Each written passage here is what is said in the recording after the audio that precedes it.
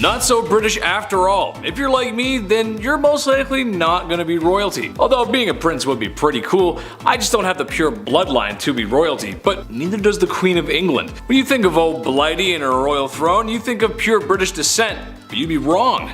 The House of Windsor is actually Saxe-Coburg-Gotha, which, if you couldn't tell, doesn't exactly scream tea and crumpets. The German-sounding name became an issue in the early 20th century due to the First World War breaking out against two-time war loser Germany, Britain needing to inspire its citizens to defeat Germany, which at the time it was really anyone's game, so to help inspire the people, King George V changed the name to Windsor. After all, it's kinda difficult to fight someone when you have more in common than differences, not to mention that there were a lot of Germanic influences around, so really, it was a bad look and a great marketing decision. At number 9, Charles the Tampon? Yeah, we're getting weird. Relationships are kind of weird. I mean, they can be great, don't get me wrong, but they have a weird side too. Every couple is different and they have their thing. Some have a show that they like to watch together, others have their songs, and some have little sayings that they've come up with.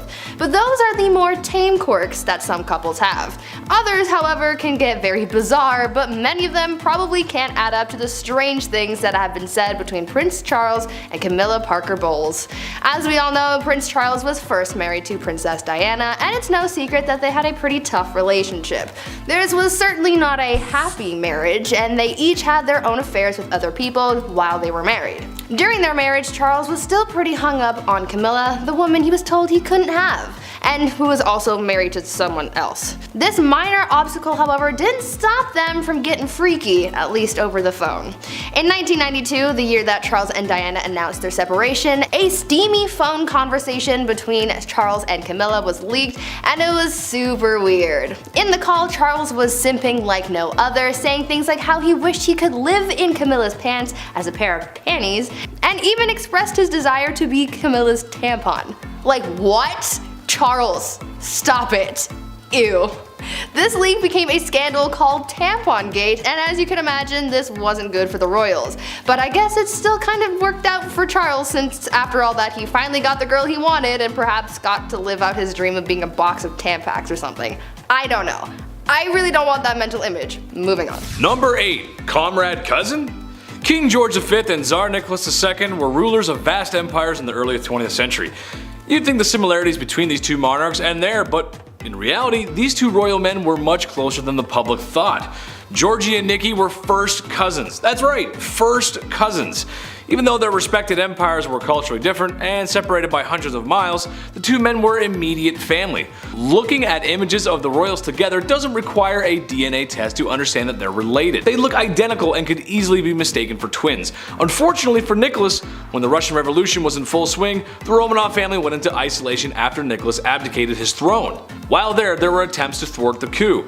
Nicky's cousin wasn't the best aid. Just goes to show you that sometimes you can't rely on a guy who looks exactly like you because royalty has pretty messed up bloodlines.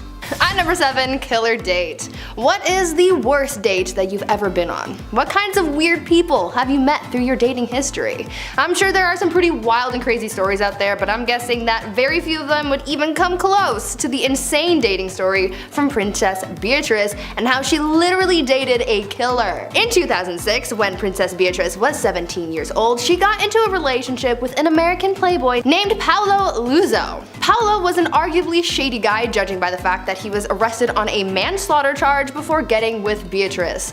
Paolo was accused of ending the life of 19-year-old Jonathan Duchalier after beating the guy to death. Yeah, what a catch, right? Shockingly, Paolo's charges were reduced to a less severe charge, and he still got to date a princess after all of this. He even broke his probation to go on a trip to the French Alps with Princess Beatrice.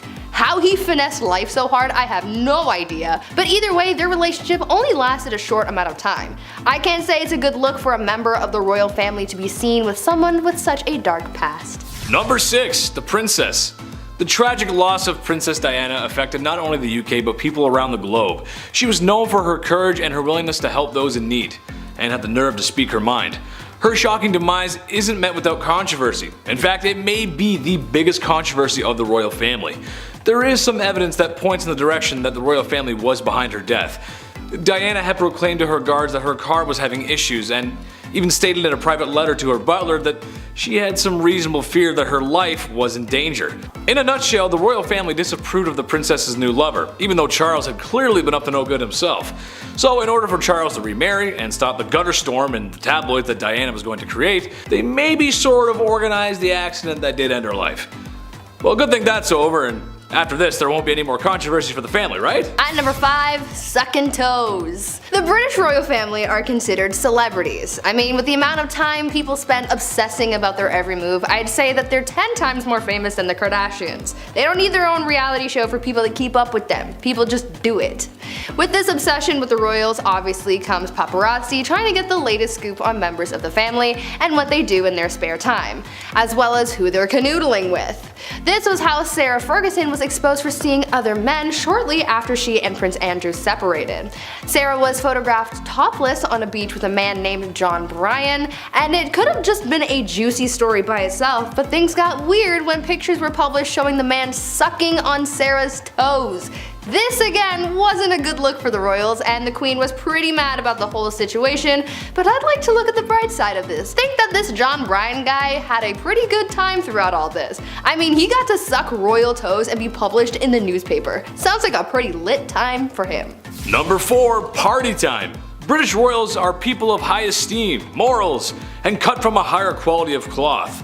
So when members of the royal family are seen partying too hard, well, it's a bad look. Prince George, Duke of Kent, was one such royal. He became known for spending his evenings in the best hotels and ballrooms that money could buy, even sometimes wandering into venues that were a tad tawdry even by today's standards. What's more interesting than that is the prince living the life of a frat boy is that his promiscuous relationship with not only just women, but men as well. Add in substance abuse issues that would make Charlie Sheen blush, and you've got yourself one wild prince. Yet again, there's some private letters that seem to support such wild accusations. Unfortunately, he passed away in a plane crash that is shrouded in mystery, and the royal family is suspected of having a hand. Foreshadowing much? At number 3, the Milkman's Son. By far the most scandalous royal relationship of modern times was without a doubt Prince Charles and Princess Diana's marriage. We all know how messy their relationship was with the love triangle, the affairs, and Diana's confessions of how tough it was to be married to Charles. But one of the other pretty juicy secret scandals that surrounded the couple was the speculation that the couple's youngest son, Prince Harry, wasn't even Prince Charles's biological kid. In a tell-all interview with Princess Diana in 1995, she admitted to having had a 5-year-long affair with a military man named James Hewitt. After Diana's passing, people started speculating that perhaps this James character was actually Harry's biological dad. I mean, when you take a side-by-side look at James and Harry, their resemblance is pretty uncanny. James denied all allegations, and the royal family did the same, but this still remains one of those royal secrets that I'm sure everyone believes, but just won't admit. Number 2, stepbro? Yeah, I know it's gross, but the truth of the matter is none of us would be here if it wasn't for a little inbreeding. Royals just tend to turn that dial up to 11. Back in ye olde times, bloodlines had to be maintained, and the only way to keep them pure was to marry cousins and have children. Queen Elizabeth and Prince Philip are both related to Queen Victoria, but the crazy bus doesn't stop here. Queen Victoria and Prince Albert were first cousins, and they had 9 children together. This is a tradition that all royal families practice. Of course, marriage back then was more of a business decision or a political one. It's why certain distant cousins end up ruling different monarchies and empires. Sure, I get it. Why cross the street when you can cross the hall? But at some point, you gotta run out of cousins. Let's just be glad this practice is of the past and stays in the past. At number 1, long lost family. The royal family is known for trying to make themselves look perfect in the eyes of the public. They are always trying to look poised and put together and without flaws, but this effort also comes with its dark side, and there's a dark royal secret that just shows the lengths that they have gone to make people think that they are all just perfect people of society. It turns out that the queen had secret cousins that very few people knew about. The royal family and everyone adjacent are very well-known people, so how did we not know know about the Queen's cousins? Well, that's because they were essentially shunned and shipped off elsewhere because of their mental states. Back in the 1940s, mental disabilities were not very understood and were often seen as embarrassing for the families of the people who had whatever disability. The royal family thought that these cousins, Nerissa and Catherine, were too embarrassing for the royal family to keep around, so they had them incarcerated in a mental institution and they remained there for the rest of their lives, cut off from the rest of the royal family. It is said that no members of the family ever came to visit them. Now that is not a way to treat family. The Secret Love Child. Writer Mariel Daniels, then a 16-year-old working on a biography of the Belgian Queen Paola in 1999, casually discovered, the then reigning King Albert II fathered an illegitimate daughter during an affair that lasted 18 years. Casual stuff, you know. She was born Delphine Bowles in 1968, daughter of Baroness Sybil Delcilius Longchamps, and from an early age, Delphine did know who her biological father was. Albert, who she nicknamed Papillon, was a constant presence in her childhood, even taking her on holiday. Though apparently an open secret in royal circles and the reason for marital troubles between the king and the queen, the story only became publicly known in 1999. Delphine had been speaking with Albert her whole life up to this point, who then reassured her that it would just blow over. But then in 2001 his tone changed. He told Delphine he wasn't her father and broke off their contact, leaving her in a state of shock. She eventually launched a legal action to secure recognition in 2012, but it dragged on for years as Albert continued to deny paternity. But when he stepped down from the Belgian throne in 2013, he lost legal immunity, so off to court they went. And it was only in 2020, after court-mandated DNA tests proved irrefutably that the former monarch was the father of artist Delphine Bowles, Albert was finally forced to acknowledge he'd fathered a child out of wedlock 51 years prior. And when it comes to siblings, you know what a big deal it is to say, "I call dibs"? William the Conqueror, the first Norman king of England, had 4 sons. One died before him, but William split his kingdom between his remaining. Robert, who was given Normandy, and William, who was given the whole dang throne of England. That left the youngest Henry just cold hard cash. William consoled Henry with the prediction that he would one day amount to much more than either of his siblings, who proceeded to make his life hell, stealing from him and locking him away routinely. Then in 1100, William, the older brother, dies in a hunting accident. Henry didn't even bring the body back. I'm not kidding, he got on his horse and he went around and galloped to secure the royal treasury in Winchester before rushing to London, where he was crowned on the 5th of August 1100. He was king before Robert, returning in triumph from the First Crusade, even knew the crown should have been his. Robert attempted to take England for himself, but Henry beat him back, and then after a few years took Normandy too. Robert was captured and Henry kept him in prison for the rest of his life. Henry ruled for 35 years in total and lost his only heir to the sinking of the White Ship, causing a royal succession civil war called the Anarchy.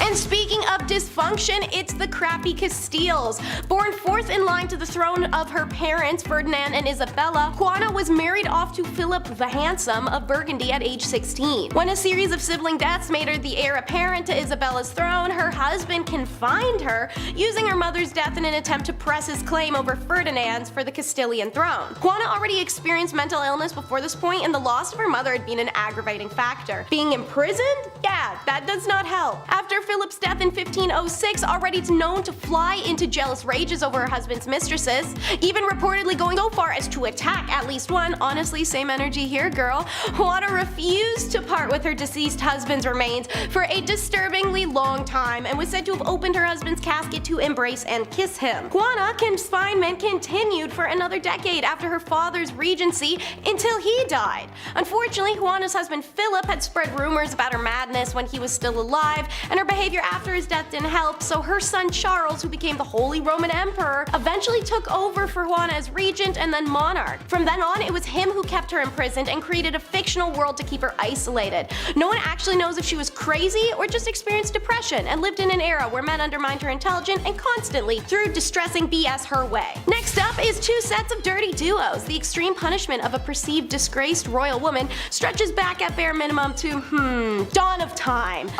Yeah, we haven't had a lick of peace since men started making rules, to say the least. In 1314, the high-spirited Marguerite and Blanche of Burgundy, daughters-in-law to King Philip of France, were accused of having scandalous liaisons with 2 brothers, Philippe and Gaultier d'Aunay. According to historian Alison Weir, the notorious Queen Isabella of England was the gossip girl who outed her pretty careless sister-in-law's out-of-wedlock romps, which took place primarily in the Parisian tower called Tour de Nesle. Blanche and Marguerite both admitted to their adultery because it was that or death, so I mean, their erasure from public life was swift. They had their heads shaved and they were tossed in the rich white girl dungeon, which isn't that bad. Meanwhile, this is the one time in Western history where the men actually faced a pretty harsh adultery consequence, something usually found in every other area of the world. The brothers had their elephant trunks and boys chopped off while they were awake and alive, and then their nether regions were thrown to dogs, which they had to watch the dogs eat before being brutally executed. Marguerite, technically Queen of France upon her husband's ascension to throne, died in 1315, and Blanche languished in captivity, whereabouts barely known, and died in 1326. Modern day monarchy wouldn't be complete without a tax fraud family. 2014, the dubbed philandering playboy king Juan Carlos of Spain found his popularity plummeting. His initial ascension to throne in 1975 had been wondrous, but now following reports of his messy affair and exuberantly lavish lifestyle in the midst of Spain's economic collapse, he abdicated the throne in favor of his son Felipe. His daughter Infanta Cristina stirs the pot, charged with tax fraud in 2014. Although she was acquitted in 2017, she was stripped of her title and left Spain for Switzerland. But it was her husband's turn, I guess, because the former handball champion was convicted on charges of embezzlement, fraud, and tax evasion and sent to prison in 2018. Since then, Spanish prosecutors launched 3 separate investigations into the former king over allegations including corruption, money laundering, credit card fraud, and kickbacks, though all were dismissed earlier this year due to insufficient evidence, the statute of limitations, and of course the monarch's constitutional immunity. In a recent case, Seguin Wistin has sued him for using Spain's spy agency to threaten her, and in 2020 he was stripped of his Spanish stipend and went into self-exiled in the UAE. First, the great-grandmother, an imprisoned princess. Starting in 1682, Princess Sophia Dorothea of Saly married the basic B-word George of Hanover. She didn't like him, his stupid court, or the mistress that dominated his life, so in 91 she starts her own affair with Philip Christoph von, hard last name, it sounds super Scandinavian. They're naturally very stupid and their love letters get intercepted by Clara, Countess von Platen, who was Sophia's literal mistress-in-law, and Clara tells the whole royal family, who act like a mob and hire 4 dudes to kill Philip right outside of Sophia's apartment, in her line of sight. Then they took Sophia's kids away and told them to forget her existence. They imprison her at Alden House in Germany, and to save face, Sophia Dorothea is titled a duchess, allowing her to administrate over a small village, receiving dignitaries and other religious figures in her gilded cage, although she was only allowed to walk or ride on short bits of the road. It's said that the notorious hateful relationship between George I and his son George II was the cause of the disrespect towards his mother Sophia. She had died at Alden House in 1726, largely forgotten, and her legend would only resurface a few decades later due to a scandal that swirled around her great-granddaughter, Cataline Matilda of Great Britain, the sister of King George III. Now, the great-granddaughter, Queen of Tears. In 1766, at the age of 15, the daring and eccentric Catalina Matilda is married to cousin King Christian of Denmark, who suffered from being a massive insipid turd who grew up with untamed anger management and insecurities that made him into a deranged bully as an adult. Christian treated Caroline exactly how you would imagine from that description. He even delayed consummating their union for years, which is wildly unheard of. She traveled alone, no maids or family or rich folk stuff, to Denmark from England, and no one even told her he was a nutcase who would hate her. Yeah, no, by 1770 she was having her own affair with Johan Friedland Struensee, and the two lovers soon scandalized Europe by essentially taking over Denmark, issuing reforms and infuriating the nobility. Caroline Matilda was riding high, striding through the court in men's clothing, subverting the patriarchal codes of the day. In 772, Denmark's Queen Juliana Maria orchestrated a palace coup, and the increasingly tyrannical Johan is executed in April. Cataline Matilda is banished and disgraced. Her unacceptable conduct convinces her brother George that he could not welcome back this criminal sister into the English royal family. Ripped away from her children, she is sent to Celle Castle in Hanover, and like her great-grandmother, put under a sort of Gentile house arrest. Unlike her great-grandmother, she is allowed to walk through town, earning praise from commoners for her kindness and charity, because it doesn't count as a crime if he did it to himself. Most of the information we have about Crown Prince Saido, born in 1735, comes from the wife's autobiography, Queen Hayajian, written in 1805. She recalled what happened as his disease progressed. Prince Saido's mental health further deteriorated by 1757, following the death of the Queen and his adopted grandmother. To release his emotions and frustrations, Saido Sado began to beat the court eunuchs and staff. When that wasn't enough, he began to kill. Here's what his wife's account was of that. The first person he killed was Kim Hachia, the eunuch who happened to be on duty that day. The prince came in with the severed head and displayed it to the ladies in waiting. The bloody head, the first I ever saw, was simply a horrifying sight. As if he had to kill to release his rage, the prince harmed many ladies in waiting. I suffered so for this. His illness seeped deeper and deeper. Now that he was killing people, our quarters became a house of horrors, in which no one could be certain that they would not fall victim next. Eventually, Prince Sado kills his favorite mistress and threatens his own sister. In 1762, realizing the disgusting conduct would ruin the Korean family, his mother appealed to his father and they had to eliminate their own child. Since tradition dictated that his wife, Lady Hyajong, would have to die as well as their son if they punished Prince Sado, the king came up with a bizarre solution to safeguard the daughter-in-law and heir. On a sweltering day in July, the king forced Sado to step into a rice chest that would then be locked. So that way, technically, the disgraced prince had caused his own death. He died 8 days later. And I can't even give you a funny title for this one because it's just a lot. This is the Crop Top King. King Maha of Thailand, crowned in 2019, is a philandering train wreck hot mess. When his third wife dumped him, he tossed her parents in prison for 2.5 years for royal defamation. His earlier 2 marriages were equally rocky. He allegedly fathered 5 children with a mistress during his first marriage to his cousin, and then married said mistress. Later he dumped her and made her flee the country. When he was crowned prince, taking a page from Caligula, he appointed his pet poodle Fufu to the royal air chief marshal, then held 4 days of Buddhist funeral rites when the poodle died in 2015. He even took the pooch to a 2007 reception hosted by His Honor the US Ambassador Ralph Skip Boyce. Then there is the 70-year-old king's fondness for wearing crop tops and temporary tats. Check out this sick pic at an airport in Munich, strutting his stuff with a rolled up tank top, sagging jeans, and fake tattoos with the poodle in tow. Call this king a queen cause he is serving! Belly-bearing vests have become the garment of choice for many young Thai pro-democracy protesters in rallies in recent years. They are looking to limit the powers of the king who has become the richest monarch in the world, partly by amassing personal control of an estimated 43 billion in royal assets in 2018 that were historically overseen by an agency meant to manage the money for the benefit of the Thai people. His response for this was to ban crop tops.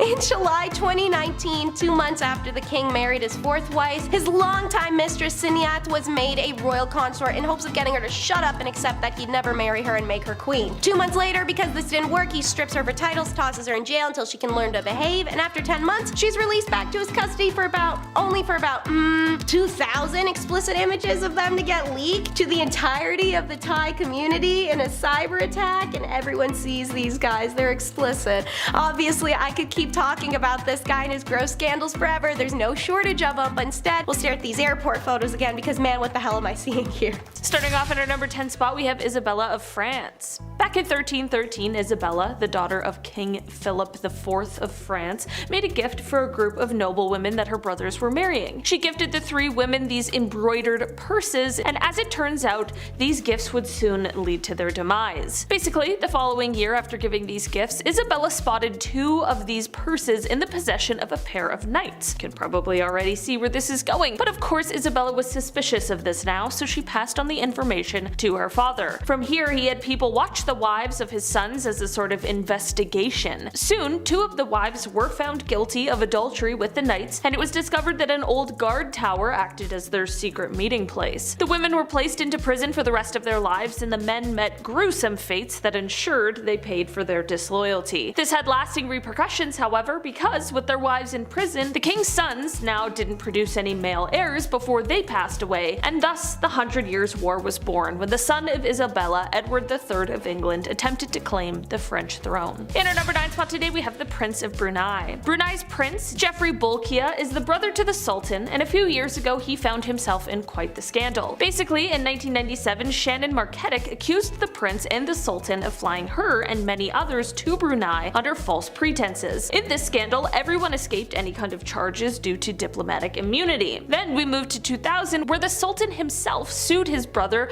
for apparently embezzling $14.8 million from the Brunei Investment Agency, which is in charge of things like their oil revenues. While he denies the charges, he agreed to hand over a number of his personal belongings to the government in exchange for avoiding criminal prosecution and being allowed to stay at his residence. This was quite messy for the outwardly luxurious prince, but since then, it doesn't seem as though any major scandals have come to light, and the sultan remains one of the last absolute monarchs in the world. In our number 8 spot today, we have Ferdinand the First. The king of Naples from 1458 to 1494, Ferdinand was looked on quite fairly as a leader, but he was also known for being quite a ruthless leader in a lot of aspects as well. He was 35 years old when he came into power, and in 1485 he was faced with a revolt among the nobility. Ferdinand quickly put a stop to this, but promised the nobility a general amnesty before later turning against them and executing a number of them. For the most significant offenders against Ferdinand, however, he had quite a specific treatment for them. After their slaying, the king would have these enemies embalmed,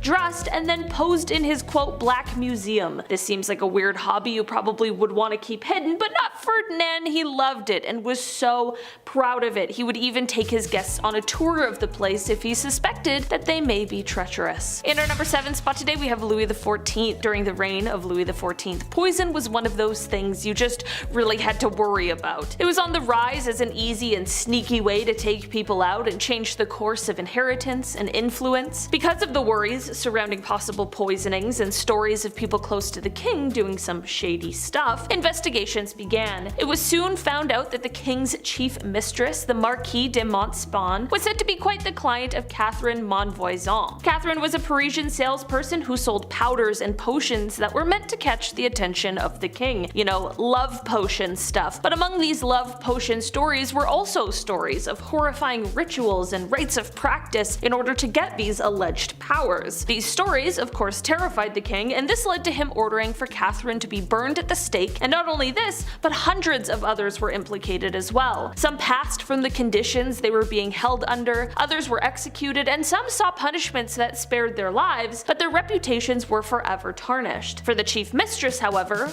well, although she was connected to this entire ordeal, she was the mother of several of the king's children, and because of this close connection to the king, she wasn't arrested or tried. Instead, though, she was retired and sent to a convent to live the rest of her life. In our number 6 spot today, we have Sophia Dorothea. Daughter of the Duke of Brunswick-Luneburg, she was betrothed to her first cousin, George. Now, history says that George wasn't the most attractive man with the nickname Pig Snout, but George was in quite a position where he was potentially the heir to 2 thrones, so of course the Duke agreed to hand his daughter over in hopes of her securing a crown. Princess Sophia obviously did not like this and apparently fainted when she heard of the betrothal in 1682. The marriage did go through, but things went downhill quite quickly and turned very violent. Flash forward to the time when Count von Königsmarck arrived from Sweden, and suddenly Sophia had a new interest. Not long after his arrival, the pair were having quite the affair that wasn't exactly as discreet as you might have assumed. The pair made a plan to run away together and make a new life far,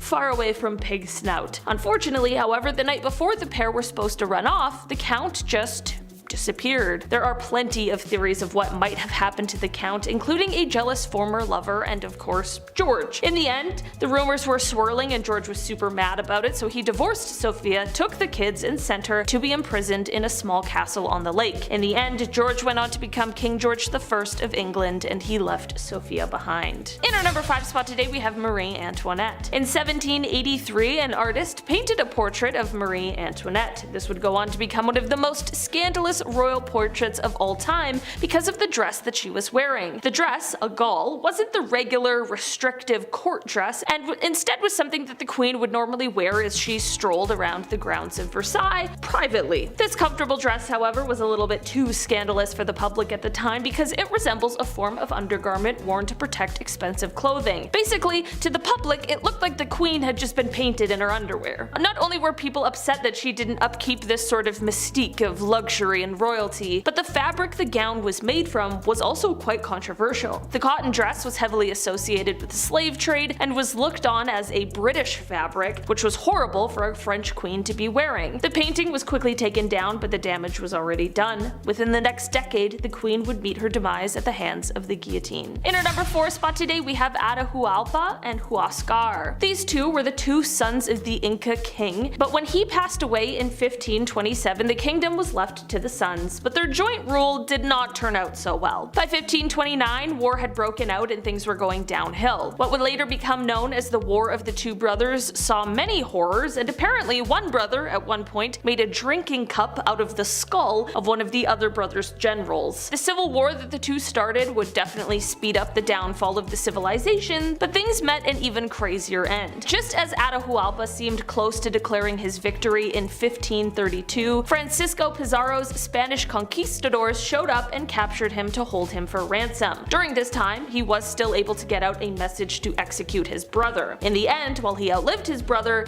it wouldn't be by much because he was then executed by the Spanish in 1533. In our number 3 spot today, we have Richard III. There are many questions surrounding this king's rise to power because, well, it seems sketchy at best. When King Edward IV died in 1483, he left behind 2 sons. The eldest of the two, Edward V, was too young to rule on his own, so the sons were to be looked after and to be advised by Richard III, the late king's brother. Well, something strange happened after just 68 days when the sons were sent to the Tower of London and then were never heard from again. Of course, this meant that Richard III needed to take over the throne. To this day, no one knows exactly what happened to the sons, as they have never been found. Was this just a tragic coincidence, or is Richard III a usurper? Richard met his fate in battle just 2 years later and took these secrets with him to the grave. In our number 2 spot today, we have the WAN Lee Emperor. The 13th emperor of China's Ming dynasty, WAN Lee had many relations with women. He is said to have had 2 official consorts and a number of concubines, but one of these ladies was clearly his favorite,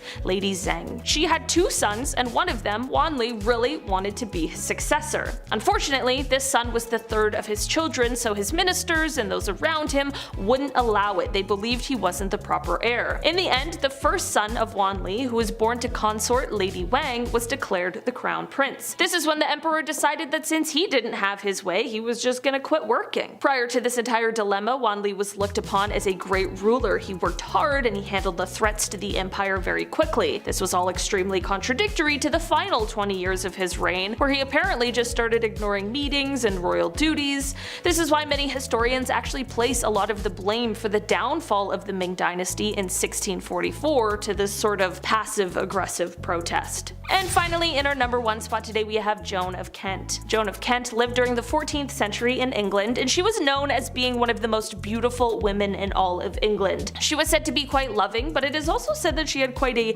whirlwind and controversial love life. So basically, Joan was only 12 when she had her first marriage. I know it's horrifying now, but this was the practice at the time, and she married a knight named Tom Holland. But when Tom went off to war, Joan was approached by another man, the son of the Earl of Salisbury, who asked for her hand in marriage. Despite the whole Tom situation, she said yes, because at the time there was no way for anyone to know who would be coming back from battle, and she just assumed that Tom had died. It was of course quite the shock to everyone when Tom ended up returning, very much alive, to find out about all of this. A legal battle followed, which Tom ended up winning, and him and Joan went on to raise 4 children. After his passing, however, Joan would go on to marry again, to the dismay of many people, but this time she married the son of King Edward III, and she went on to become the first Princess of Wales. Kicking off our list at number 10, Princess Diana. We'll start with a tragedy right off the gate. Here we go. Prince Charles, the oldest son of the Queen, he straight up admitted to having an affair with Camilla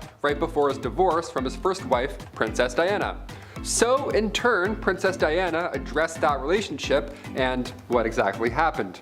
During that famous 1995 interview with BBC, she couldn't have said it better if I'm being honest myself. Diana said, very confidently, "Well, there were 3 of us in this marriage, so it was a bit crowded." That's a Princess Diana roast, folks. Oh no! Yeah, Princess Diana, she's full of roasts apparently. Diana also said she was in love with riding instructor Major James Hewitt during her marriage to Charles, so everybody was a little busy, it seemed, and rightfully so. Diana's like, yeah, I'm not hanging out with this guy. Diana and Charles divorced in 1996, only a year before her tragic accident took her life. Later in 2005, he married Camilla. Yeah, has anybody seen Spencer? Kristen Stewart looks great in that movie, and I want to know if it's worth the watch. Comment down below. Number 9, the Great Fire. One of the most wild Nostradamus predictions of all time. It reads, the blood of the just will commit a fault at London, burnt through lightning of 23's the 6th. The ancient lady will fall from her high place, several of the same sect will be killed. Now, there are of course many people who believe that this entry here was actually one that predicted the Great Fire of London that occurred in 1666. The line 23's the 6th and times 20 by 3, and then you add 6, you get 66. Right? Quick math. But most importantly, it may also mention London and the royal family. And in real life, this fire did affect them as well. Also, it is said by many that the reference to the lady here is another term for the kingdom, the lady. This means that Nostradamus was predicting, maybe, that the kingdom was going to fall as a result of the Great Fire. So, yeah, he kind of nailed it. I don't know.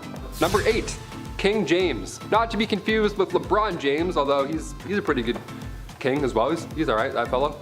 This is a different king. In an official 16th century medical book, the actual medical advice at one point was to not bathe. Don't do it or else you're a sinner, I guess. Use not baths or stews, nor sweat too much, for all openeth of the pores of a man's body, and maketh the venomous air to enter, and for to infect the blood. First of all, what? What did you just say? Why is every shred of medical knowledge from the past always written in riddles, like it's a Harry Potter spell? You know what I mean? God forbid you have bronchitis in the 16th century. A doctor is like, yes, just a flower petal, we'll fix that. The doctor with one of these comes in? No way, not listening to that guy. They thought that taking a bath would make you sick, so King James IV, apparently he never took a bath. And his hygiene was so bad that he would sometimes pass on lice to others just by walking by them. He would walk by and they'd be like, guy's got Steven Tyler's hair. What is that? Like, can we cut it if it's infected with gross? Can we just, maybe a bald king? How does a bald king sound? Number 7, King Rudolph II. The Holy Roman Emperor from 1552. He was known as a collector of sorts. These royals, they like to collect things. They like to spend their money on weird things. Some princes collect stamps, others collect zoo animals. See, his castle was home to lions, tigers, and orangutans, so good luck getting a full 8 hours of sleep, my friends. He also collected human artifacts, this royal, so that's a bit odd to collect when you're a royal. Imagine having company over, you're like, yeah, watch the lion crap, and also don't mind the jars of eyes. Do you want a drink? Let me get you a drink. King Rudolph II, okay, he's quite important in history, obviously. He supported the scientific revolution a lot, and he also poured tons of money into astrology, so he was into cool stuff. Number 6, Prince Harry costume party. YouTube doesn't like when I say some words, specifically a word that rhymes with Yahtzee. But with this being one of the biggest scandals, I have to bring it up, I have to mention it. The Duke was also referred to as a bad boy, but just how deep did these incidents cut? Was he like topless on a beach and he's bad, or was he dressed up as something horrible at a Halloween party? It was the latter. Before he settled down with Meghan in 2018, Harry had to issue a public apology in 2005 because, whoops, somebody got photos from that party. Did the royal dress up as the Beast from Beauty and the Beast? No. Did he dress up like a witch? No, it would have been fun, but no. Photos leaked of him wearing a World War II German soldier outfit. Can't say much here, but it was even equipped with a specific armband. Yeah, we can't show you either, but you get what I'm saying. This was a not great time. It was poor taste. He could have dressed up in any way. He's a royal, and he does this instead. I don't know, it's very off-putting. Harry said afterwards, quote, "I am very sorry if I caused any offense or embarrassment to anyone," end quote. Wow, he really meant that one. Really came from the heart, that apology. It was a poor choice of costume, and I apologize, he says. Okay, number 5, King Henry II. This is a quote that people believe was Nostradamus predicting the death of King Henry II, who actually was a personal acquaintance of the prophet himself. That'd be scary. Hey, how do I tell you this? Well, at one point, Nostradamus was seen addressing King Henry II as the most invincible Henry, King of France. Unfortunately, Henry proved to be quite vincible when he met his gruesome death at the age of 40. In the summer of 1559, a terrible jousting accident went awry and it left the king passing away shortly after from sepsis. This is a terrible story, but I told you it because many think that Nostradamus predicted this. The jousting incident saw the king having splinters driven into his eye and his skull by one of his young soldiers. And the Nostradamus quote reads, "The young lion will overcome the older one." Yeah, he's jousting and then the eye, and then it happened. That sucks. Number 4, Prince Charles the vampire. Now, some of these theories, yeah, they're a bit out there. I didn't make them up. I wish I did, but I didn't. Some believers out there actually think Prince Charles is a vampire, a blood-sucking, flying, turning into a bat-looking vampire. I don't know. Why? Because Prince Charles is related to Vlad the Impaler. You know, that 15th century ruler who inspired the story of Dracula in Transylvania, who we're all pretty sure was a vampire. Now, it's a fun theory that went about, but Prince Charles having a piece of Romania is definitely helping out this case. We kind of believe this. The prince has been conserving forests and he even got property over there. So maybe he's a vampire, maybe not. Maybe he just likes property and castles. And Vlad the Impaler. I heard he's a great lad. A great Vlad. Number 3, Shapeshifters. Awesome. I'm not actually Taylor, I'm someone else pretending to be. That's cool. That's why I'm so energetic today. This next theory I wish I could claim for my own again, but it was actually former BBC presenter David Icke. He takes the cake himself. Here we go. He has since revealed himself as a conspiracy theorist, and one that surrounds the royal family had me stunned. Icke and quite a few others claim that the royal family is part of the Illuminati. Yeah, and then all of them earn their power because their human ancestor mated with reptilian aliens. They were clapping alien reptilians. That's how they became royals. That's the trick. You gotta clap some reptilian alien. David says the theory actually explains why royal families are obsessed with keeping their bloodlines clean with other royals. And you know, incest. But the biggest what the part of all this has to be when David told the public that he knows people who have seen royal family members change into reptiles and then back into human form again.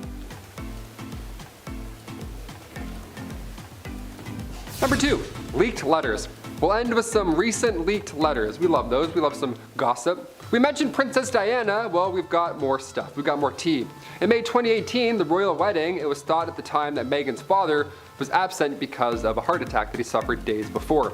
But a year or so later, it's revealed that Thomas Markle and the new Duchess weren't as close. There was some drama. There was some beef going on in the family. Thomas spoke out against his own daughter. There was a scandal where Meghan spoke to Oprah, the tell-all that we all watched, and Meghan actually said to her father that if you tell me the truth about what happened, about working with paparazzi, then we can help and get through it. But he wasn't able to do that, and that for me has really resonated. Yeah, if my dad was working with paparazzi, showing them private letters as well, just for clout, I'd be upset too. As if my dad can't even open his iPad without me, let alone leak my letters. Number 1, personal sheet changer.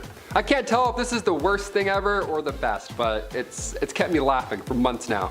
Royals have been sweating constantly about other people trying to, you know, take them out, right? It's a scary job. Everyone wants to attack you.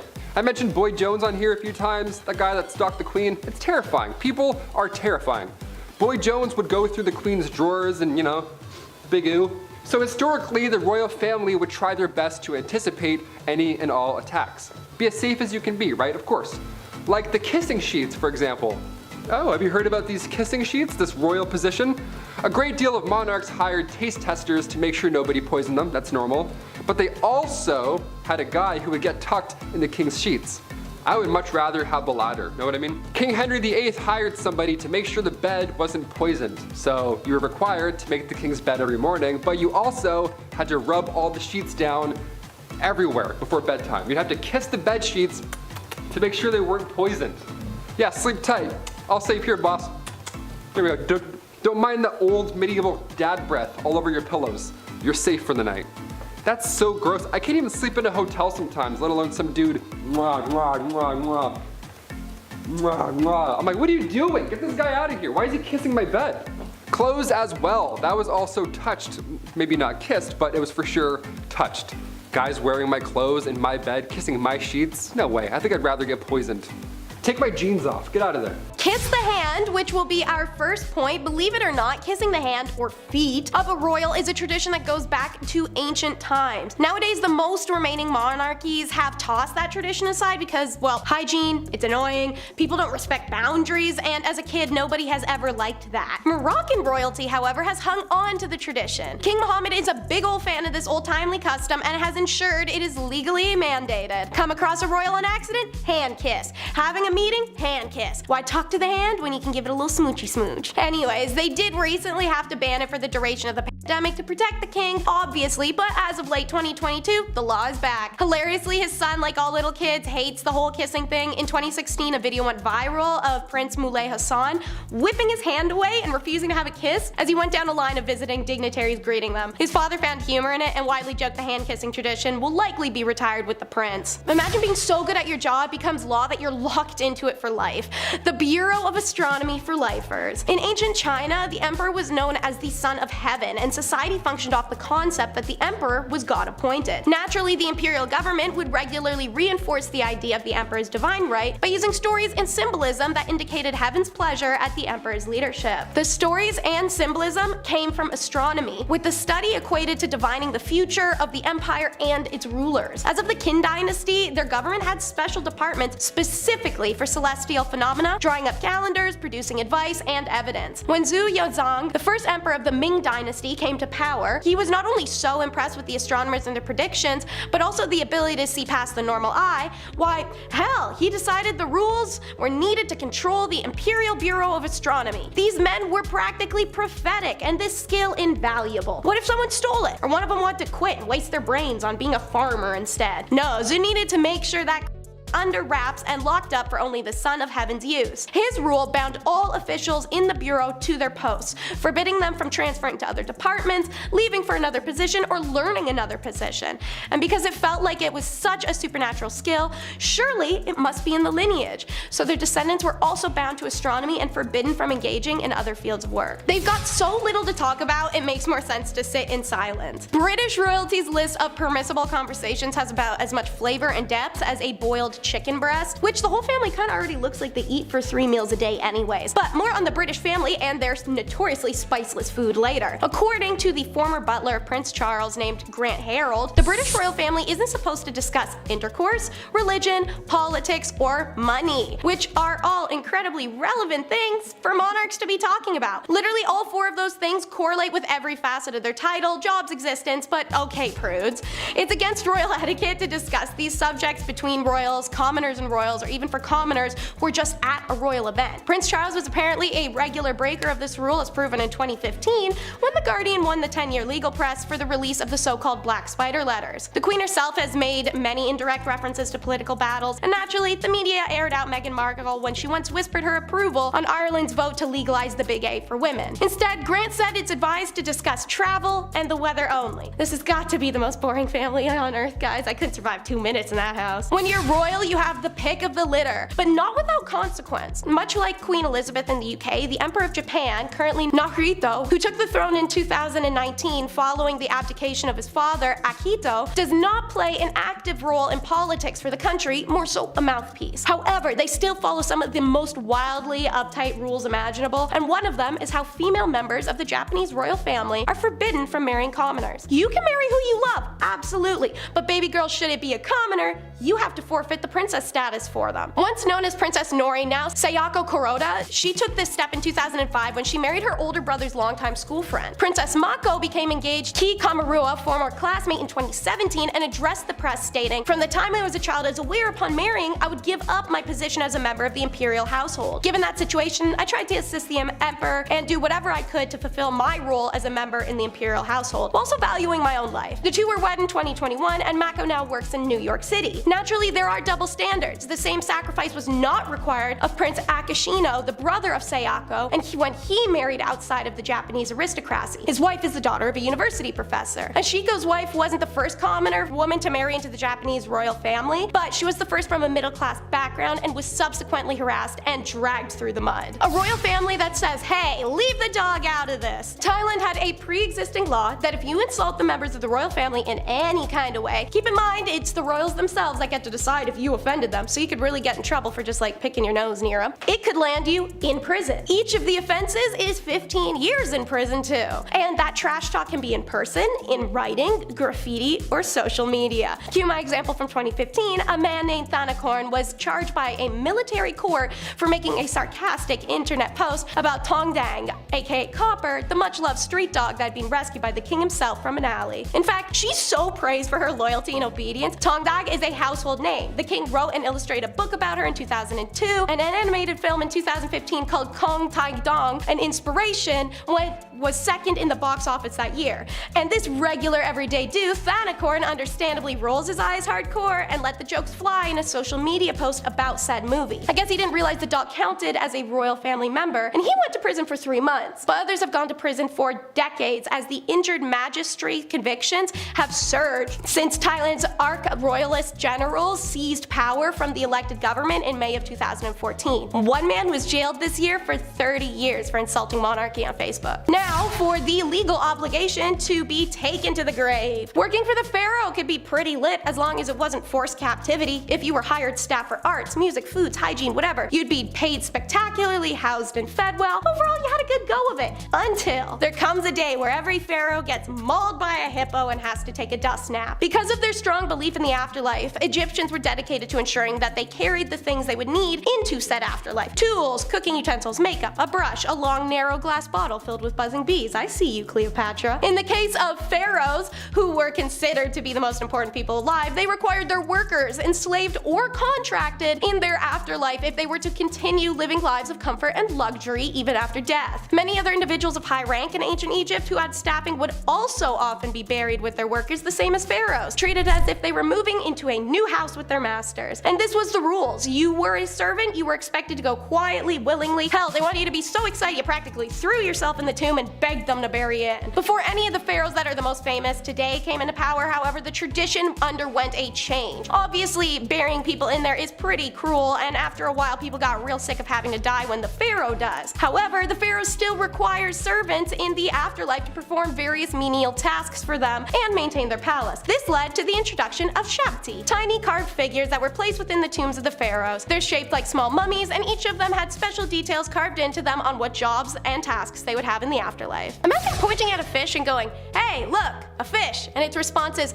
"That is Lord Fish to you." Quite the case with carp, of all creature, literally the dirtiest little bottom feeders there are. They eat just about anything, thus earning their meme status as a garbage fish. However, carp, like koi, can be fortunate and seen as good luck. In fact, talking about carp the way I just did could get you in massive trouble during the Tang dynasty, because carp has the same pronunciation as the Tang emperor's last name, Li. According to the Miscellanea of Yuyang, which is a record of legends, folk customs, and herbal remedies in the Tang dynasty, carp had to be referred to as Lord Red Carp to show respect to the imperial family. Also, those who happen to catch carp should relieve the fish immediately. It's not acceptable to eat them, and those who sell them will be flogged 60 times. However, like all legal provisions, this law was only as good as its enforcement, and judging by the amount of Tang poets who wrote about catching and eating carp without any record of punishment, seems like this law was very loose. Emperor Renzong of the Yuan dynasty had a similar idea as his Tang predecessors. The Yuan dynasty historian Yang Yu recorded in historical notes that during the Renzong reign, people in the capital were not allowed to hold chickens upside down. Offenders would be convicted, probably because the emperor's zodiac sign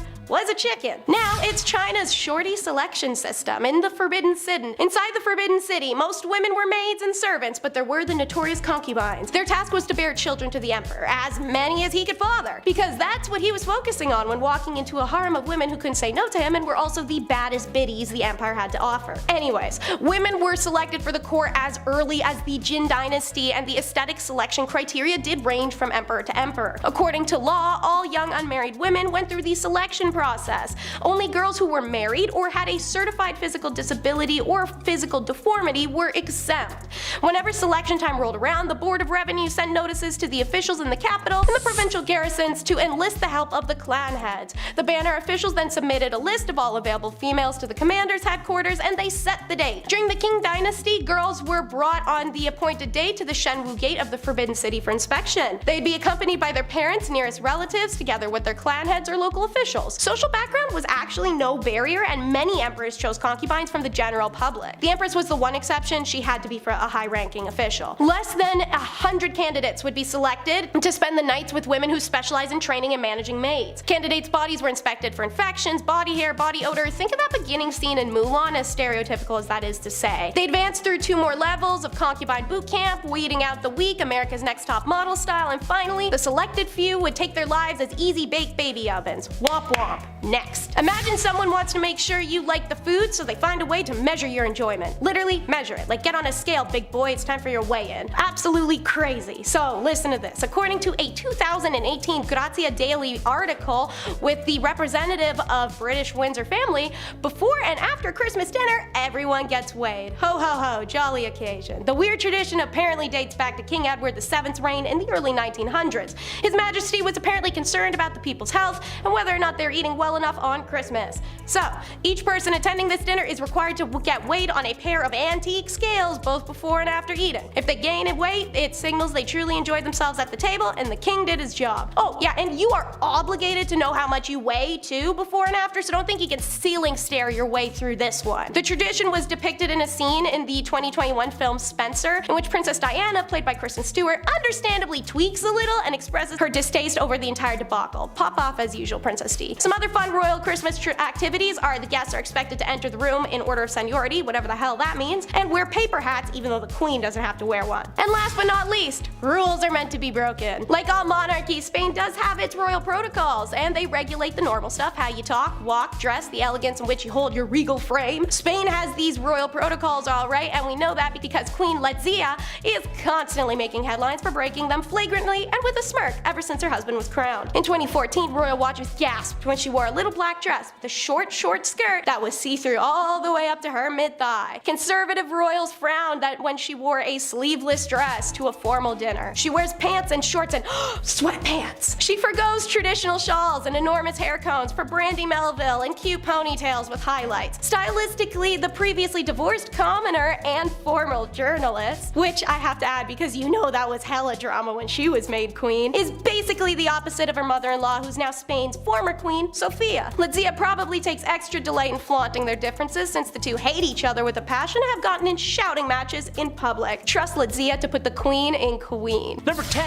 Harry and Meghan. Most recent on this list, and honestly, this whole ordeal has been pretty interesting to watch. It's rare for people to willingly leave the royal family, but based on the interviews conducted with Oprah, it isn't hard to see why they did it. The primary reason for their leaving were related to false articles being generated due to their fame, and moreover, the royal family's unwillingness to aid them on the matter. But it was clear that this was a long time coming, as Harry was frequently subjected to neglect by his father, not to mention he was the child of a previous marriage, which we will talk about that later. Meghan, on the other hand, was subjected to extreme amounts of passive-aggressive racism, and the press piled on top of that likely became too much. As much of an anti-monarchist as I am, it's hard for me not to at least mildly sympathize and appreciate their leaving. Number 9.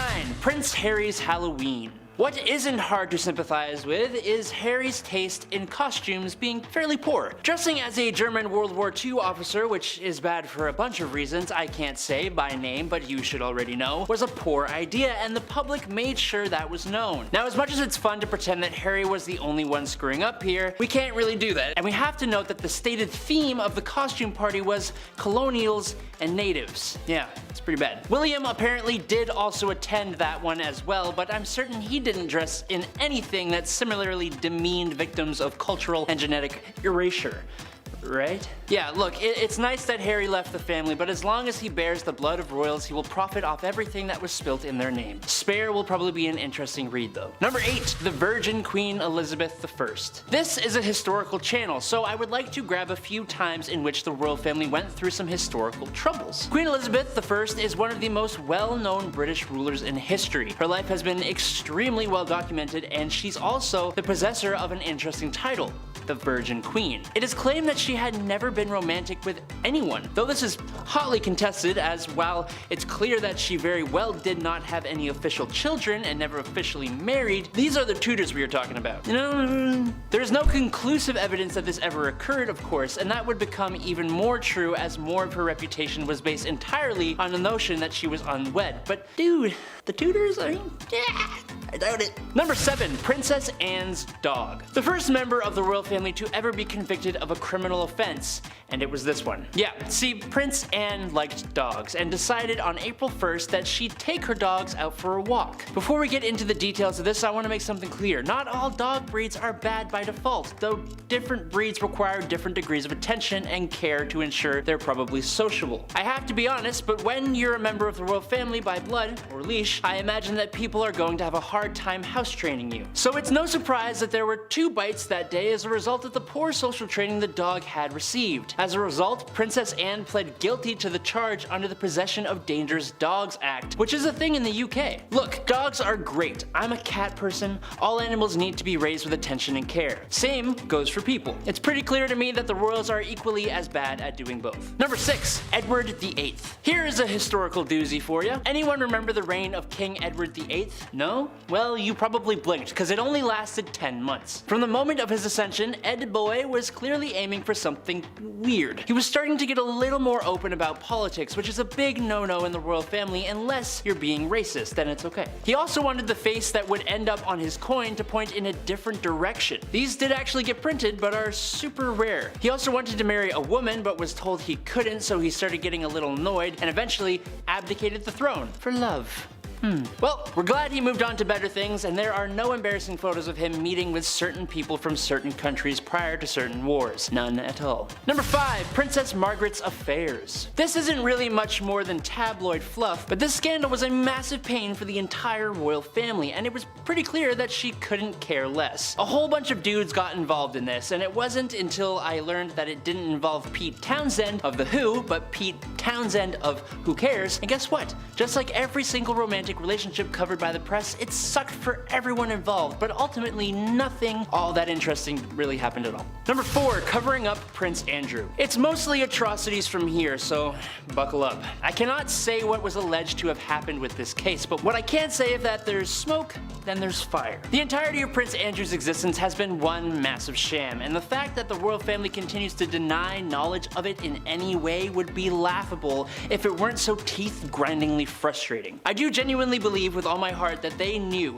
and they didn't do anything about it until it was going to get on their shoes. If you don't know what I'm talking about, then you can dive down that rabbit hole yourself. You've got your rules, I've got mine. Number 3, Prince Philip. I have many words for Prince Philip. Words like good, which are immediately followed by riddance. Yeah, Elizabeth's husband was just about the least interested royal in even mildly disguising his attempt for anyone that wasn't a man, white, or as rich as he was. There are so many quotes, so many, they're all horrible. I don't want to say them here, I don't know if I can say them here. Like, there's taking the mask off, and then there's just being an absolute loser. I've heard dudes with the stars and bars tattooed under their breasts say the same things this mummy has said over the course of their equally worthless existences. Not to mention a similar proclivity in dating partners, as Philip and Elizabeth are cousins. Dude passed at 99, which was just about 99 years younger than he looked, and 99 older than he deserved. Number 2, the Bowes-Lyons. When Nerissa and Catherine Bowes-Lyon were born as the cousins of Queen Elizabeth, they were said to have passed at birth. However,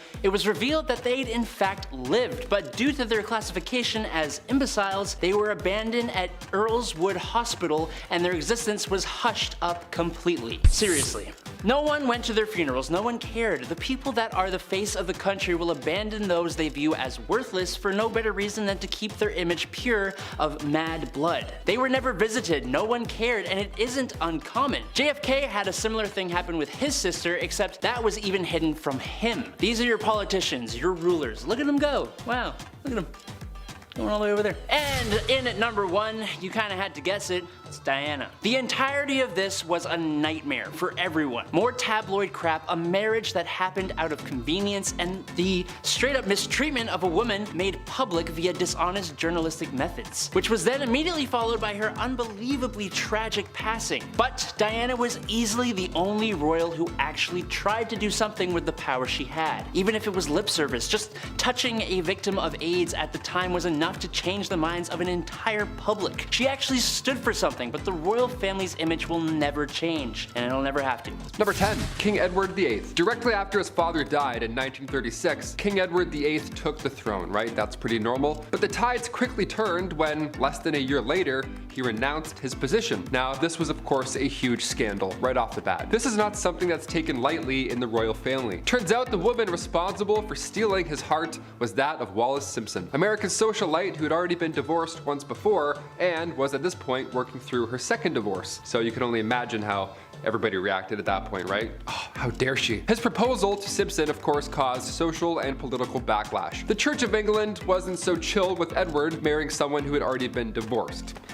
Yeah, they're not really okay with that. So Edward was forced to abdicate. Yeah, he had to, right, for love. Edward and Simpson then tied the knot in 1937, and they stayed together until Edward's death much later in 1972. Sliding into royal DMs right off the hop. Okay, we're in for a treat. Number 9, dark predictions. Of course, in recent years, the royal family has seen a change that many didn't really expect. When Harry and Meghan chose to renounce their royalty status, speculation began that this could be the beginning of the end for the monarchy. People only fueled their fire with questions, and also, somebody may have called it. Yeah, Nostradamus, he may have predicted this entire event. One of his predictions literally reads, "At the end of the war, the great powers change. Near the coast are born 3 beautiful children. They will ruin the town when they come of age, they will change the kingdom, and they will not see it grow anymore." Now, Harry is only one of 2 children, so I'm not sure if the, quote was talking about him and his siblings, or if it has more to do so with some other royal family members, but either way, there's some people who take Nostradamus' words very, very seriously out there, so I had to include it. Maybe there's something there, I don't know, maybe there's something we haven't quite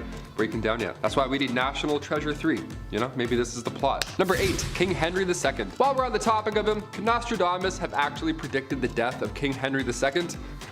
Because if he did, that's pretty curious, I'd say. Never used the word curious in my life, but I'm like, you know what, that's curious. King Henry II was actually a personal acquaintance of the prophet himself. That'd be kind of cool, being friends with Nostradamus. I'd be like, hey, how does Game of Thrones end? Please. While at one point in history, Nostradamus was seen addressing King Henry II as the most invincible King Henry of France, unfortunately, Henry proved to be quite vincible when he met his gruesome death, might I add, at age 40. Yeah, in the summer of 1559, not a great time. A terrible jousting accident went wrong and it left the king passing away shortly after from sepsis. This is a terrible story, but I have to explain because, it's history and, well, that's what we're here for. The jousting accident saw the king having splinters driven into his eye and then his skull as well by one of his young soldiers. And the Nostradamus quote reads, "The young lion will overcome the older one. It says he will pierce his eyes through a golden cage." Okay, already we're a little bit spooky. "And that 2 wounds will ensure a cruel death." So I'm not saying he predicted it, I'm just saying, kind of nailed it. Number 7, a fateful turn of events. Queen Victoria, her reign began back in 1837 and it lasted until the Queen's death in 1901. Now at just age 18, Alexandrina Victoria had to rise up to the throne. Had to, right? All these cases, it's like, yeah, they have to do this. She was born, of course, on May 24th, 1819, and Queen Victoria was actually 5th in line when she was born, nowhere near the throne. So right off the bat, it was actually highly unlikely that she would ever see the crown. But one by one, all of her family members began passing away fast. In 4 years, 3 of Victoria's cousins passed away, and then her father and her grandfather both died 1 week apart from one another. So on one hand, obviously it's sad, it's tragic, everyone's dealing with loss so fast. But on the other hand, by the time 1830 rolled around, Victoria was only 11 years old, and already she was next up to bat for the throne at 11. Imagine, that's like some ancient Egypt. Number 6, the Great Irish Famine. The Great Irish Famine took out many, many people. Back in 1845, potato crop that a lot of the Irish population relied on were suddenly no longer available. See, a group of microorganisms wiped them out, and in result, around 1 million folks died or had to leave. Now, it was draconian law and British ruling at this point that made the exported food hard to reach people. That's where things stopped. This famine led to Irish independence, of course, and anti-union movements, and the show Victoria pulled back 0 punches in 2017, where an episode showed the true happenings behind the Great Irish Famine and the role that Queen Victoria played in coming to the aid of her then subjects. It was the death of at least 1 million people. This was a very dark 7 years in Irish history. Historian Christine Keneally spoke out and says, quote, "There is no evidence that she had any real compassion for the Irish people in any way." Yikes. That's a historian saying that. That's how you know. Number 5, Meghan Markle solo strut. Okay, back in May 2018, we all set our alarms, we woke up early, and we all watched the royal wedding, right? We sipped our tea in our pajamas and we pretended like we were there, right? Just watching along with the other billions of people online. Prince Harry and Meghan Markle, his new Duchess. At the historic wedding, Thomas Markle was just a no-show. Yeah, Meghan has walked down that aisle by herself in front of a billion people watching at home or streaming it, and it was thought at the time that this was because of Thomas's health. See, right before the wedding, Thomas suffered a heart attack, right? Just days before, so of course nobody was upset. It was almost expected for him not to show up. But cut to a year later, we began talking again. Thomas and the Duchess are now not close, it seems. Thomas even spoke out against his own daughter at one point. There was a huge scandal where Meghan even spoke to Oprah, like Oprah and that big tell-all, and Meghan actually said to her father, "If you tell me the truth about working with paparazzi, we can help." And he wasn't able to do that, and for me, has really resonated, especially now as a mother, end quote. So yeah, they're not talking, I guess, anymore, which more than fair. If my dad was working with the paparazzi, showing them private letters, I'd be a little pissed too. There's no way though, the guy can't even unlock his email, let alone sending one? No way. Number 4, Prince Charles and Princess Diana's divorce. Prince Charles, the oldest son of the Queen, straight up admitted to having an affair with Camilla Parker before his divorce from his first wife, of course, Princess Diana. Imagine having this is crazy. A princess? You cheated on a princess? That's insane. So in turn, Princess Diana addressed the relationship and what's happening during, that famous 1995 interview with BBC. She couldn't have said it better, if I'm being honest. Diana said herself, quote, "Well, there's 3 of us in this marriage, so it was a bit crowded." Yeah, end quote. There's no better way of putting it, I think. It's a pretty baller way of saying it. I don't know. I haven't said baller in like 13 years, but I'm like, you know what? That's a baller move. It's pretty gangster. Diana also said she was in love with riding instructor Major James Hewitt during her marriage to Charles, so everybody was busy looking other directions, it seems. Diana and Charles divorced in 1996, only 1 year before her tragic car accident. Now later in 2005, Charles ended up marrying Camilla. Has anyone seen Spencer? Kristen Stewart looked great in that movie, and now I want to watch it. Is it worth the watch? Let me know in the comments. I didn't see it go to theaters or anything. It kind of snuck by me. I was sleeping on all the good ones. Number 3, Prince Harry costume party. YouTube isn't a fan of some words, specifically one word that rhymes with Yahtzee, and it goes deep with history, as you could assume what I'm talking about. But with this being one of the biggest scandals, I have to bring it up, right? The Duke was always referred to as a bad boy, right? He was the bad royal, the bad boil royal. I don't know, I'm trying new shit here. But just how deep did these incidents cut? Well, before he settled down with Meghan in 2018, Harry had to issue a public apology back in 2005 because, whoops, somebody got photos from a costume party, and a few of them were in poor taste. Did the royal dress up as the Beast from Beauty and the Beast? No, he did not. Did he dress up like a witch? Like a little witch, maybe with a nice witch broom? No, none of that either. No, photos leaked of him wearing World War II German soldier gear. Yeah, I can't say too much, but it was even equipped with an armband, a very bad armband. Again, I can't say too much, nor will YouTube allow us to show too much, but you understand what I'm trying to say. You remember. It was poor taste. He could have dressed up in any way he wanted. He's a literal prince. And he does this?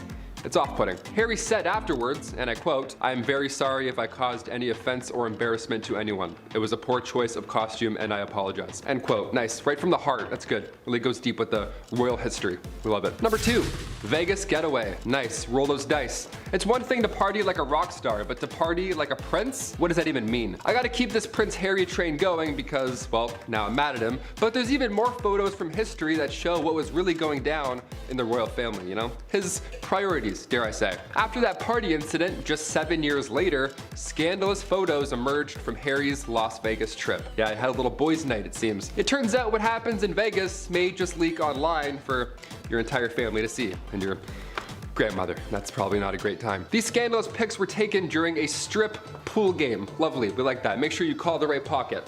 while you're not wearing any. The scandal actually prompted St. James Palace to contact the Press Complaints Commission before the snaps even made their way to British tabloids. Yeah, they knew right off the bat they were fucked. They're like, can we call them? Can we send a pigeon? What's the fastest? And finally, number 1, Boy Jones and other attempts. Okay, being the queen and all in history, a security team is always needed, obviously. And during her reign, specifically Queen Victoria, there were multiple attempts to harm the young queen. First attack was in 1840. It was an 18-year-old man named Edward Oxford, and he fired towards the queen's carriage. When Edward was accused of high treason, of course, afterwards, he was actually found not guilty due to, you guessed it, insanity. A couple years later, in 1842, it happened again. This time, 2 men fired at her, both also missed. In 1849, her carriage was attacked by William Hamilton. In 1850, as the carriage was passing the gates of Buckingham Palace, Robert Pate, a retired soldier, might I add, ran up and hit her with his cane. Victoria was okay, luckily, but of course she was shook. Then these incidents kept occurring again in 1842, 1849, and 1872. Attempt after attempt after attempt. But then things got a little worse and, dare I say, a little bit more weird. If you haven't heard of Boy Jones or anything that happened there,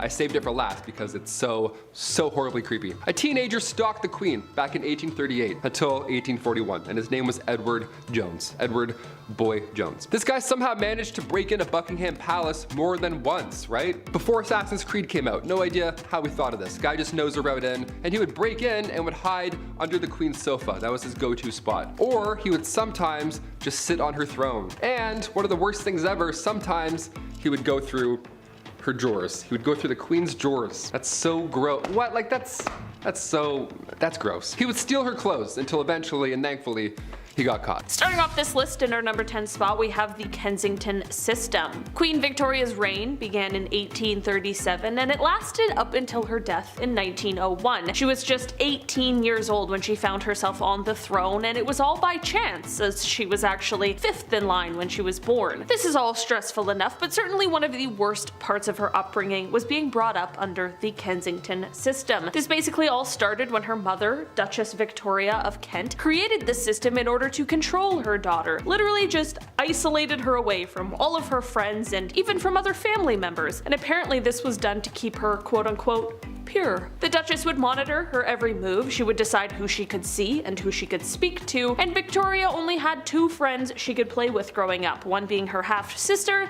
and the other being her mother's attendant, Sir John Conroy. Victoria was even forced to share a room with her mother until she was queen. She couldn't even walk down the hall by herself. In the end, Victoria placed a lot of blame on John Conroy for manipulating her mother. She even called him the demon incarnate. In our number 9 spot today, we have the royal affairs. There have been many rumors over the years about the royal family and their extramarital affairs. Okay, I'm not saying it's a tradition, but it happens a lot, and I'm saying this goes way back. So far back that one of the first accusations of this within the royal family dates all the way back to Henry VIII and Anne Boleyn. Since then, it has only continued with people such as Princess Margaret and Peter Townsend, Princess Anne and Commander Timothy Lawrence, and of course King Charles and Queen Consort Camilla, just to name a few. The latter of those definitely being the most famous, especially when the now king was confronted about it by his wife at the time, the beloved Princess Diana. Apparently, King Charles responded to the confrontation by saying, quote, "Well, I refuse to be the only Prince of Wales who never had a mistress." Maybe not the attitude to keep when you're speaking to your wife, who you're cheating on. I don't know. Guess I'm just not royal enough to get it. In our number 8 spot today, we have pets. As we all know very well, image is everything for the royal family, and that is down to the finest, smallest detail, including pets. It is well known that the queen absolutely loved corgis, and how could we possibly blame her? Apparently, however, if a dog is not a corgi or a Labrador, it is socially looked down upon. Can't describe how insane that is. They're dogs. If you brought a dog who had just been rolling around in the mud everywhere with you, I could see why that wouldn't be as widely accepted among fancy social circles, but only giving the choice of a few random breeds seems kind of ridiculous. Apparently, Meghan Markle actually had to give up her beagle named Guy a few years ago before she joined the family, and then left it. I guess she can probably have whatever dog she wants now, so there's always an upside. In our number 7 spot today, we have King Charles the First. Okay, this is one that goes way back and it really creeps me out. So King Charles the First, right now we're on the 3rd, so we're Taking it a couple back, King Charles I was tried for treason after the Civil War, and he ended up being beheaded in 1649. I guess in the 1600s everyone was beheaded, so this wasn't necessarily abnormal, which is certainly weird, but that's a history lesson for another day. The weird part of this, however, is that apparently his head was sewn back on his body so that he could sit for a portrait, or it was perhaps supposed to be a sign of respect. Either way, it's very weird and very gross. I feel terrible for whoever's job it was to do that, and I also feel bad for the artist who was forced to paint that. Talk about traumatic. It does certainly make sense though that people say that Charles' ghost still haunts a building because there is no amount of haunting that could make up for being beheaded and then having your head sewn back onto your body. Okay, why'd we do the first part if we were gonna do the second?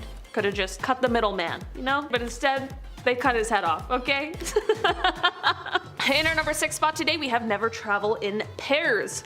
This is one travel rule that certainly makes sense, but it is really dark when you think about it. This rule is one that the British royal family, and honestly many people who can afford this sort of luxury safety, do nowadays. This tradition and rule is one that means that any heirs to the throne are not allowed to travel together. This is of course in case some sort of accident happens. Not every heir to the throne would be injured or perhaps killed. It's definitely very smart and sensible, but it has got to be grim, just constantly preparing for the worst thing to happen. It is of the utmost importance to the royal family that they preserve the line to the throne. Like I mentioned before, however, other people are now taking a page out of the royal book and are using this travel rule where possible. In our number 5 spot today, we have the black outfit. Another travel rule that the royal family must follow is in regards to an item that they have to bring with them on all trips, whether business or pleasure. It is pretty unusual to see the royal family dressed in black, despite when a specific occasion calls for it, but every time they travel, they're required to bring an all-black outfit with them. This is to prepare for the worst case scenario. If they are away on a trip and somebody important to them passes away, they need to ensure that they are ready with the appropriate clothing for when they're able to touch down on their home soil. This is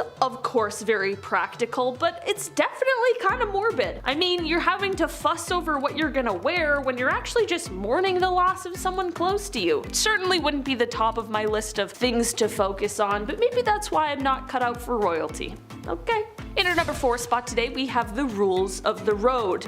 Okay, this rule or tradition or law, I guess, is probably one of the craziest things I've ever heard, but I guess it's been around for quite a while and I just had no idea. As it turns out, the monarch is the only person in the UK who is allowed to drive without a legal license or even license plates. That's insane. I didn't expect the king to have to take a driver's test like everyone else, but just having a rule that allows them, if they chose to drive without any idea how?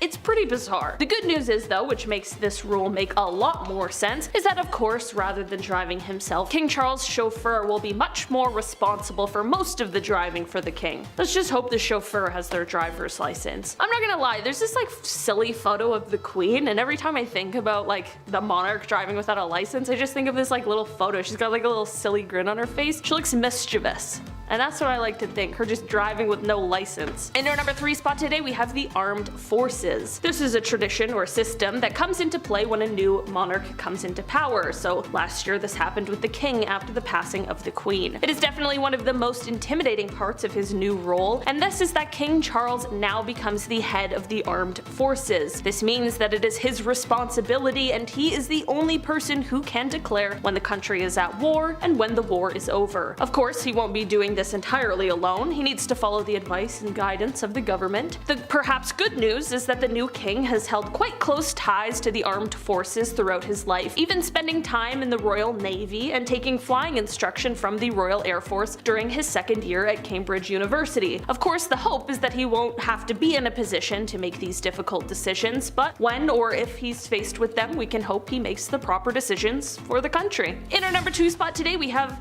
No touching. There is a rule that you just cannot touch a royal. I'm sure there's a multitude of reasons for this, mostly to do with security, but aside from a very lucky handshake, you really are supposed to keep your distance. I suppose it's because I live the life of a regular person, but I kind of feel like in some ways this might be a little sad. I feel like you might be lacking in so much connection with a ton of interesting people, and like some of the people that you meet, wouldn't you just be dying to hug them? You know, apparently this is part of the reason why the Queen always wore gloves. She of course shook a lot of hands while making her royal appearances, and the same will likely go for the new king. Maybe he'll take up gloves as a fashion accessory, just like his mother. And finally, in our number 1 spot today, we have the church. So we talked about the armed forces, and King Charles won't only be the head of the armed forces, but he will also become the head of the church in England. Quite a jump from talking about war and being the one who makes those kinds of decisions to being the head of the church, where things hopefully are quite the opposite. This is a post that British monarchs have held since the church was founded by King Henry VIII in the 1500s, and it appears as though the tradition will carry on. In this role, it means that King Charles will be responsible for appointing archbishops and bishops to their role. The king will of course be advised in this role by the Prime Minister, and it is said that the king is religious in his own right and that he has already spoken about how his personal faith has informed his approach to leadership.